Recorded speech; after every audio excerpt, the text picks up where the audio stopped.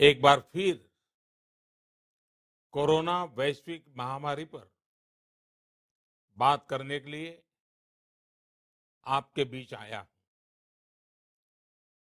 22 मार्च को जनता कर्फ्यू का जो संकल्प हमने लिया था, एक राष्ट्र के नाते उसकी सिद्धि के लिए हर भारतवासी ने पूरी संवेदनशीलता के साथ, पूरी जिम्मेदारी के साथ अपना योगदान दिया। बच्चे, बुजुर्ग, छोटे, बड़े, गरीब, मध्यम, हर वर्ग के लोग, हर कोई परीक्षा की इस घड़ी में साथ आया। जनता कर्फ्यू को हर भारतवासी ने सफल बनाया। एक दिन के जनता कर्फ्यू से भारत ने दिखा दिया कि जब देश पर संकट आता है, जब मानवता पर संकट आता है, तो किस प्रकार से हम सभी भारतीय मिलकर के एकजुट होकर उसका मुकाबला करते हैं। आप सभी जनता कर्फ्यू के लिए, उसकी सफलता के लिए प्रशंसा के पात्र हैं। साथियों, आप कोरोना वैश्विक महामारी, उस पर पूरी दुनिया की स्थिति को समाचारों के माध्यम से सुन भी रहे हैं और देख भी रहे हैं। आप ये भी देख रहे हैं कि दुनिया के समर्थ से समर्थ देशों को भी कैसे इस महामारी ने बिल्कुल बेबस कर दिया है। ऐसा नहीं है कि ये देश प्रयास नहीं कर रहे या उनके पास संसाधनों की कमी है, लेकिन कोरोना वायरस इतनी तेजी से फैल रहा है कि तमाम तैयारियां और प्रयासों के बावजूद इन देशों में चुनौती बढ़ती ही जा रही है। इन सभी देशों के 2 महीनों के अध्ययन से जो निष्कर्ष निकल रहा है, और एक्सपर्ट्स भी यही कह रहे हैं कि इस वैश्विक महामारी कोरोना से प्रभावी मुकाबले के लिए एकमात्र विकल्प है सोशल डिस्टेंसिंग। सोशल डिस्टेंसिंग यानी एक दूसरे से दूर रहना, अपने घरों में ही बंद रहना। कोरोना से बचने का इसके अलावा कोई तरीका नहीं है, कोई रास्ता नहीं है। कोरोना को फैलने से रोकना है तो उसके संक्रमण की जो साइकिल है, उस साइकिल को तोड़ना ही होगा। कुछ लोग इस गलतफहमी में है कि सोशल डिस्टेंसिंग केवल मरीज के लिए, बीमार लोगों के लिए आवश्यक है। ये सोचना सही नहीं। सोशल डिस्टेंसिंग हर नागरिक के लिए, हर परिवार के लिए है, परिवार के हर सदस्य के लिए है, प्रधानमंत्री के लिए भी है। कुछ लोगों की लापरवाही, कुछ लोगों की गलत सोच आपको आपके बच्चों को, आपके माता पिता को, आपके परिवार को, आपके दोस्तों को और आगे चल करके पूरे देश को बहुत बड़ी मुश्किल में झोंक देंगी। अगर ऐसी लापरवाही जारी रही तो भारत को इसकी बहुत बड़ी कीमत चुकानी पड़ सकती है और ये कीमत कितनी चुकानी पड़ेगी इसका अंदाजा लगाना भी मुश्किल है। साथियों, पिछले 2 दिनों से देश के अनेक भागों में लॉकडाउन कर दिया गया है। राज्य सरकार के इन प्रयासों को बहुत गंभीरता से लेना चाहिए। हेल्थ सेक्टर के एक्सपर्ट्स और अन्य देशों के अनुभवों को ध्यान में रखते हुए देश आज एक महत्वपूर्ण निर्णय करने जा रहा है। आज रात 12 बजे से पूरे देश में, ध्यान से सुनिए, पूरे देश में आज रात 12 बजे से संपूर्ण देश में संपूर्ण लॉकडाउन होने जा रहा है।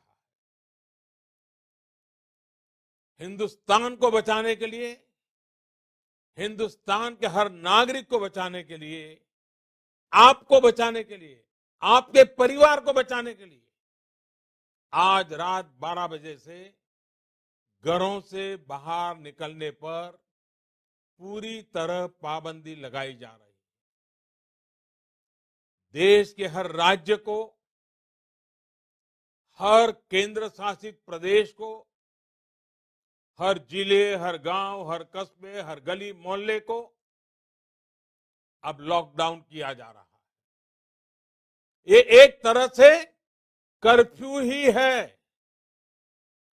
जनता कर्फ्यू से भी कुछ कदम आगे की बात। जनता कर्फ्यू से जरा ज्यादा सख्त कोरोना महामारी के खिलाफ निर्णायक लड़ाई के लिए ये कदम अब बहुत आवश्यक है। निश्चित तौर पर इन लॉकडाउन की एक आर्थिक कीमत देश को उठानी पड़ेगी, लेकिन एक एक भारतीय के जीवन को बचाना, आपके जीवन को बचाना, आपके परिवार को बचाना, इस समय मेरी, भारत सरकार की, देश की हर राज्य सरकार की, हर स्थानीय निकाय की सबसे बड़ी प्राथमिकता है। और इसलिए मेरी आपसे प्रार्थना है और मैं हाथ जोड़ के प्रार्थना करता हूं कि आप इस समय देश में जहां भी हैं वहीं रहे। अभी के हालात को देखते हुए देश में ये लॉकडाउन 21 दिन का होगा, 3 सप्ताह का होगा। और जब मैंने पिछली बार आपसे बात की थी तब मैंने आपसे कहा था कि मैं आपसे कुछ सप्ताह मांगने के लिए आया हूं। आने वाले 21 दिन हर नागरिक के लिए, हर परिवार के लिए बहुत ही महत्वपूर्ण है।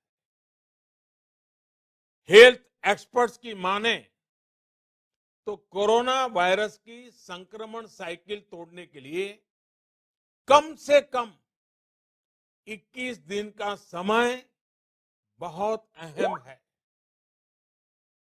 अगर ये 21 दिन नहीं संभले तो देश और आपका परिवार 21 साल पीछे चला जाए। अगर ये 21 दिन नहीं संभले तो कई परिवार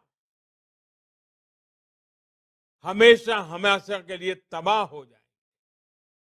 और मैं ये बात एक प्रधानमंत्री के तौर पर नहीं, आपके परिवार के सदस्य के नाते कह रहा हूं। इसलिए बाहर निकलना क्या होता है, ये इन 21 दिनों के लिए भूल जाइए। घर में रहे और एक ही काम करे कि अपने घर में ही रहे। साथियों, आज के फैसले ने, देशव्यापी लॉकडाउन ने आपके घर के दरवाजे पर एक लक्ष्मण रेखा खींच दी। आपको ये याद रखना है कि घर से बाहर पड़ने वाला आपका सिर्फ एक कदम कोरोना जैसी गंभीर महामारी को आपके घर में ले आ सकता है। आपको ये याद रखना है कि कई बार कोरोना से संक्रमित व्यक्ति शुरुआत में बिल्कुल स्वस्थ लगता है, वो संक्रमित है इसका पता ही नहीं चलता। और इसलिए एहतियात बरतिए, अपने घरों में रहिए। वैसे जो लोग घर में हैं, वो सोशल मीडिया पर नए नए तरीकों से, बहुत इनोवेटिव तरीके से इस बात को बता रहे हैं। एक बैनर जो मुझे भी पसंद आया, मैं आपको भी ये बहुत कम शब्दों में संदेश दिखाना चाहता हूं। कोरोना यानी कोई रोड पर ना निकलने। कोरोना यानी कोई रोड पर ना निकले। साथियों, एक्सपर्ट का ये भी कहना है कि आज अगर किसी व्यक्ति में कोरोना वायरस पहुंचता है तो उसके शरीर में इसके लक्षण दिखने में कई कई दिन लग जाते हैं। इस दौरान वो जाने अनजाने हर उस व्यक्ति को संक्रमित कर देता है जो उसके संपर्क में आता है। वर्ल्ड हेल्थ ऑर्गेनाइजेशन की रिपोर्ट बताती है कि इस महामारी से संक्रमित एक व्यक्ति, सुनिए, एक व्यक्ति सिर्फ हफ्ते 10 दिन में सैकड़ों लोगों तक इस बीमारी को पहुंचा सकता है। यानी ये आग की तरह तेजी से फैलता है। वर्ल्ड हेल्थ ऑर्गेनाइजेशन का ही एक और आंकड़ा बहुत महत्वपूर्ण है। साथियों, दुनिया में कोरोना वायरस से संक्रमित व्यक्तियों की संख्या को पहले 1 लाख तक पहुंचने में 67 डेज, 67 दिन लग गए थे। यानी 1 लाख तक पहुंचने में 67 दिन। उसके बाद सिर्फ 11 दिन में ही 1 लाख नए लोग संक्रमित हो गए, यानी 2 लाख हो गए। सोचिए, पहले 1 लाख लोग संक्रमित में होने में 67 दिन लगे और फिर इसे 2 लाख लोगों तक पहुंचने में सिर्फ 11 दिन लगे। ये और भी भयावह है कि 2 लाख संक्रमित लोगों से 3 लाख लोगों तक ये बीमारी पहुंचने में सिर्फ सिर्फ 4 दिन लगे। आप अंदाजा लगा सकते हैं कि कोरोना वायरस कितनी तेजी से फैलता है और जब ये फैलना शुरू करता है तो इसे रोकना बहुत मुश्किल होता है। साथियों, यही वजह है कि चीन, America, France, Germany, Spain, Italy, Iran जैसे अनेक देशों में जब कोरोना वायरस ने फैलना शुरू किया तो हालात बेकाबू हो गए। और ये भी याद रखिए, इटली हो या अमेरिका, इन देशों की स्वास्थ्य सेवा, उनके हॉस्पिटल, उनके यहां आधुनिक संसाधन पूरी दुनिया में बेहतरीन है। उनकी व्यवस्थाएं बेहतरीन मानी जाती हैं। बावजूद इसके ये देश कोरोना का प्रभाव कम नहीं कर पाए। सवाल ये कि इस स्थिति में उम्मीद की किरण कहां है? उपाय क्या है? विकल्प क्या है? साथियों, कोरोना से निपटने के लिए उम्मीद की किरण उन देशों से मिले अनुभव है जो कोरोना को कुछ हद तक नियंत्रित कर पाए। हफ्तों तक इन देशों के नागरिक घरों से बाहर नहीं निकले। इन देशों के नागरिकों ने 100% सरकारी निर्देशों का पालन किया और इसलिए ये कुछ देश अब इस महामारी से बाहर आने की ओर बढ़ रहे हैं। हमें भी ये मानकर चलना चाहिए कि हमारे सामने सिर्फ और सिर्फ यही एक मार्ग है, एषः पंथाः। हमें घर से बाहर नहीं निकलना है, चाहे जो हो जाए घर में ही रहना है। सोशल डिस्टेंसिंग प्रधानमंत्री से लेकर के गांव के छोटे से नागरिक तक सबके लिए कोरोना से तभी बचा जा सकता है जब घर की लक्ष्मण रेखा न लांघी जाए। हमें इस महामारी के वायरस का संक्रमण रोकना है, इसके फैलने की चेन को तोड़ना है।